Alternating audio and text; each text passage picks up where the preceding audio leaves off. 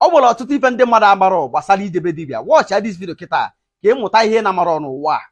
Ịmụtacha ya ịkabazi arụ share this video. God bless you. Share this video. Okwu m na-ekwutarị na bụ na onye ọbụla na-eje na be dibia na mara ka o si eje ndị onye ọbụla na-eme oruo na be dibia ọ kọrọ dibia problem ya na ụmụ na ọ dịba nkwadobe ịma ya bụ diri problem na-eme n'ụzọ ya. Ịchọ ka ịmara ife bụ your problem ma ịchọ ka ịmara ya bụ diri tin bụ nọ ife a bịa na-eme n'ụzọ gị jebe dibia agwa na dibia nọọ isi na-awa gị nụ. Ọ kazi mma dibia ahụ ijire bịa ya gwarụ nọọ isi na-awa gị iwere ya mara dibia ijire bịa were ya mara dibia anụnwa nọ na-agbata afa maọbụ na ihe ndị ọzọ. Mgbe gburugburu na ọ nwere ụfọdụ ndị dibia ọ bụ na ije ebe dibia ahụ ị ga-afụ mmụọ bịa ya enweghị ị ga-afụ nne ka ị ga-afụ bịa bụ afa a wuti ngịnị wuti ọfụrụ ji agba afọ ya nụ ka eji afụ bịa nụ.